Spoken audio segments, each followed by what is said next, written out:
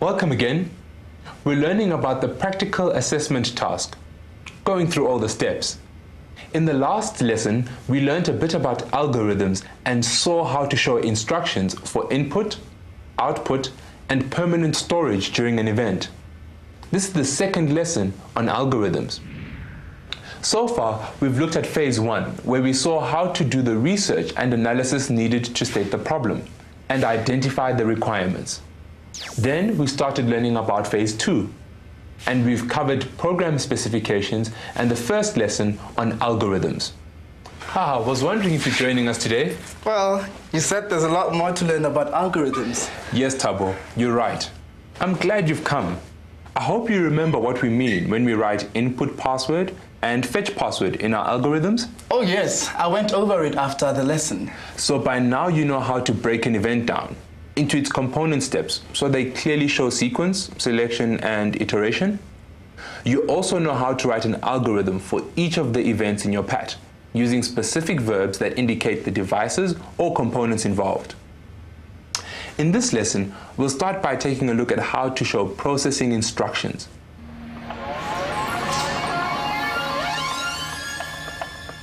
By the end of the lesson, you should be able to explain modularity, identify reusable modules of code, write algorithms for the modules,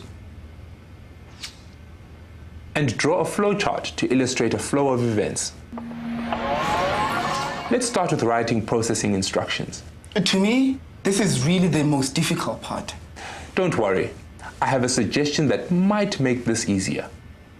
To understand processing, we can start by looking at what a CPU or processor is actually capable of doing. You will be happy to hear that a processor can only do 3 things. You're kidding, right? Computers can do so many different things. You forget that it's the software that determines what a computer can do. A CPU can perform logical operations on data, perform mathematical operations on data, and send and receive data. Let's replace these with something simpler. Compare, calculate, and move. We have already looked at moving data between RAM, the GUI components, the input and output devices, and the secondary storage. So, there are now only 2 things to be considered. Comparing data using logical operators and returning a value of true or false,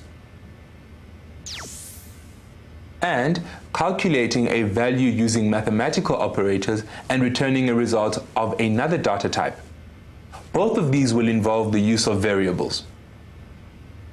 Conditions are tested in an if statement by comparing data. For this, we use Boolean operators or simple English. Remember to use brackets, even if there's only one condition. This helps you to distinguish between conditions and instructions. Let's look at an algorithm. If the file exists, or if the file was not found, or if the age is greater than or equal to 21, and the club member is true. The result of a calculation is usually stored in a variable. That's why you name the variable and then use either an arrow or an equal sign to show that it will store the result of the calculation. Note that the variable named on the left will store the result of the calculation on the right. Didn't you say that I don't have to say what the data type of a variable is in an algorithm? You don't. The data types are shown to illustrate that calculations can return different data types. What do you mean when you say return? When we say return, we are talking about the result of the calculation being returned to the variable on the left.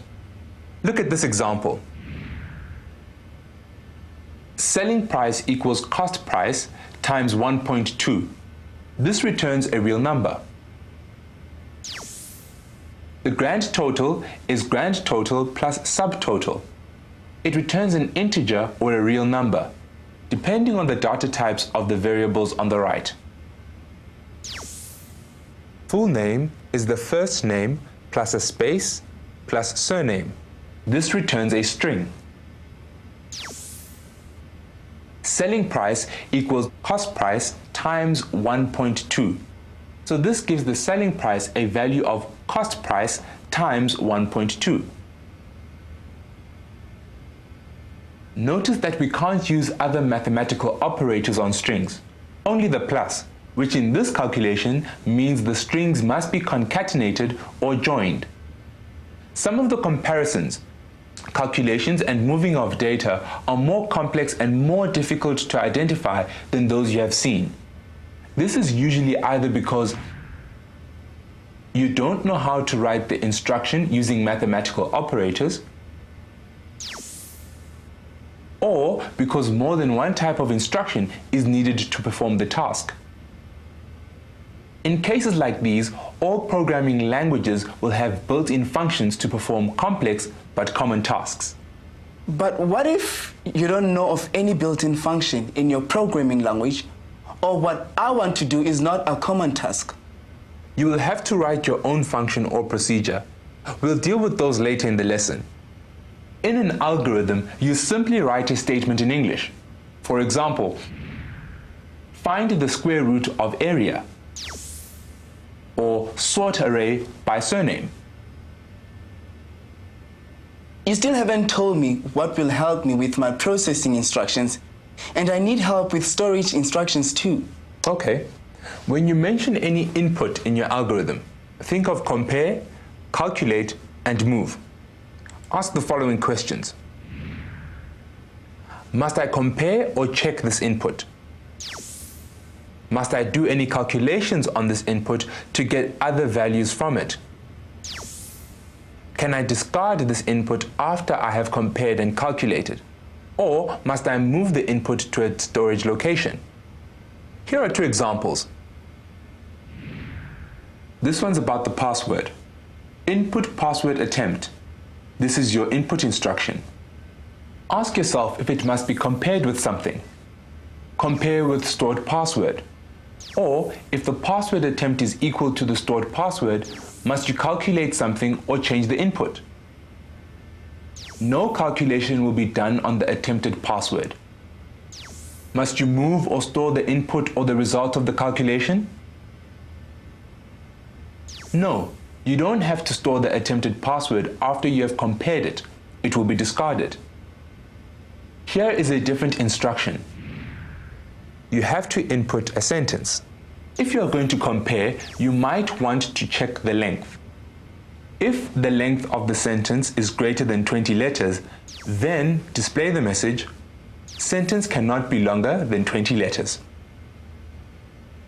Should you want to calculate, you would want to extract the first name and surname from the sentence. The words show a function is needed. Should you want to move, you have to store these in your database. As you all know, you need to use procedures and functions in the program you create for your PAT. Just to refresh your memory, computer hardware and software both have a modular design. Procedures and functions are modules of software. A module is an independent unit that can be used to construct a more complex structure. You can add a module of code to your program by writing an instruction to call the module. How can you add a module of RAM to your hardware? By inserting it into the DIMM or RAM slot on your motherboard. Correct. And how would you add a module of code to your program? You call the module? Yes. You call the module in the right place in your code and in the correct way. Code modules may require input from the program or may give output to the program that calls them. This is known as parameter passing. We define parameter passing as input given to the independent module by the program and output from a procedure. Any output from the module is returned to the program. output from a procedure is also parameter passing, but output from a function is referred to as the return. Return is the single output from a function. I hope you remember the difference between a procedure and a function. A procedure performs a certain task but doesn't have to give output. And if I remember correctly, it can change things in the program if it's given certain input. You have the right idea, yeah. A procedure is a module of code that performs a certain task and can, but does not have to, give output. A procedure gives output by changing one or more things in your program, if given a reference to the thing to be changed. An example of a procedure would be if you input only the name of an unsorted array in your program to an array sorting procedure, so that it sorts the array in your program. What about a function? Oh, I remember that. A function performs a task and it always gives one output. A function is a module of code that performs a task and always returns exactly one output.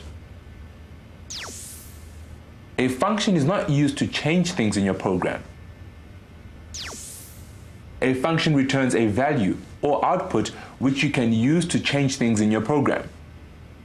You said earlier that I can use built-in functions in my processing instructions. But for more complex instructions, I'd have to write my own functions, right? I have a real problem with those because I can never think of anything to put into a procedure or a function. You're making things difficult for yourself. You should rather look for places where you need a module. Let me give you 2 suggestions that will help you. If you find that one algorithm is getting very long, look for parts where several instructions are used to do one task. That task can be removed from the algorithm and made into a module. What about algorithms that do almost the same thing? If some of your algorithms have parts that seem to do the same task, remove that task from all the algorithms. Each algorithm can just call for the task when it's needed. That's a reusable module of code. Yes, Thabo. If there were only 1 or 2 lines of code to perform a task, you'd only remove them if it was a repeated task, because it would not help to make an algorithm shorter. I think we need a practical example. Create modules for long algorithms. Move code that performs one task into a module. Adjust the remaining code and call the module. One algorithm covers 3 tasks: input names into array, sort array alphabetically, display sorted contents. Is this a function or a procedure? Procedure, because it performs a certain task and can, but does not have to give output. Here is the algorithm to sort an array of string elements in ascending order. The procedure, sort array, has a reference parameter, array name, and a value parameter, max elements, of the type integer. It has local variables inner, outer of the type integer, and temp of the type string. In the implementation section for outer equals 1 to max elements -1, and for inner equals outer +1 to max elements. If array name outer is greater than the array name inner, then temp equals array name outer, and array name outer equals array name inner, and array name inner equals temp. Let's look at another example, this time for repeated tasks. Repeated tasks move code that performs the task into a module. Adjust the code in each algorithm and call the module in each algorithm. Repeated in several algorithms. If password equals attempt, then can proceed equals true. Is this a function or a procedure? I'd say it's a function because it performs a task and always returns exactly one output. Yes. The algorithm will look like this. The function are equal, have parameters first and second of the type string, and returns a Boolean value. In the implementation section, if first is equal to second, then are equal equals true. Else are equal equals false. Return are equal to where it was called. Remember, I suggested in a previous lesson that you should use a word processor to write your algorithms. It's very easy to cut and paste the code for modules into a separate document and view the two files side by side to make sure that your modules can be used by your program. Here we have only removed two instructions, the if statements on the right. On the left, we have the original algorithm from which we removed the instructions. On the right, we have our new module. The text in blue will not be in your module. It is there to show you the parameters that are passed as input to the function, as well as the data type that the CanProceed module must return to the call statement. When value is returned, the program will use it to decide whether to proceed in one way or another. Notice how we send the two values that we get before we call the module as input to the module. These are the parameters that we pass to the module. Implementation shows the task that the module must do. These are the instructions that were removed from the original algorithm. The last instruction in a function always tells it to return a value to the call statement in a program. As you can see, you call a module in the same way you call a person, by saying its name. When you call it, you give it the input it expects. Remember that not all modules need input. Now, let's see how we could reuse this module. The name of the module was CanProceed. We only used it to see whether a password was correct, but the task it performs is to check whether two strings are the same. It doesn't matter to the function what it checks, as long as it is given two strings. It will decide whether they are the same and return the appropriate result. So, here we have changed the words we used. We have a reusable module that can be called anywhere in the program that two strings must be checked. For example, it can be used to see whether a word the user typed in matches a word in the database. You can put all the modules you write into one document for your algorithms. When you write your program, complete the code for your modules before you write any other code. There are two great advantages. As you write your code for each event, you simply call the modules as you need them. It'll also be much easier to check algorithms when all the modules are together. Yes, Tabo. Make your life easier. Put algorithms for modules in a separate document or before your main program algorithms in one document. And complete the code for your modules before you write any other code. Now you're ready to draw a flowchart to illustrate the flow of events. You can download really cool flowcharts for free from the internet. May I use them?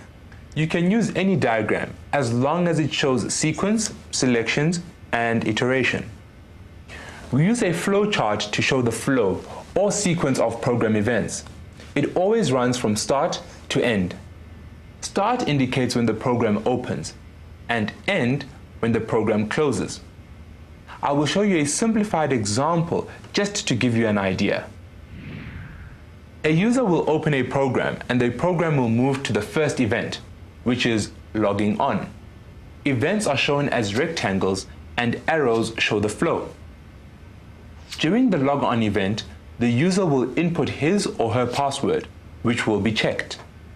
Selection is shown by a diamond shape. If the password is incorrect, which is shown by N for no, meaning false, the program will go back to the logon screen. Repetition is shown where the arrow loops back to before the event. We don't have to show how many times she may try a password, only that it is possible to repeat the action. You should draw up several flowcharts rather than one complex chart. Here, the play game event is shown in yellow. The game playing would involve several events, such as selecting a game, selecting a level, starting a game, checking answers, and so on. Showing an event in a different color is one way that you could indicate there is another flowchart for that event. The algorithms are fairly difficult, but a very important part of Phase 2. Before you carry on with your PAT, make sure you've identified all the events in your program and broken down each event into a series of instructions. That you've identified reusable modules of code and have written algorithms for these modules. You will find it much quicker to complete the Phase 3 coding if you have an algorithm to guide you. Also draw up one or more flowcharts to illustrate the flow of events. Once you've done that, you're ready to move on to the next step. But we'll leave that for another day. Here's your task for this lesson.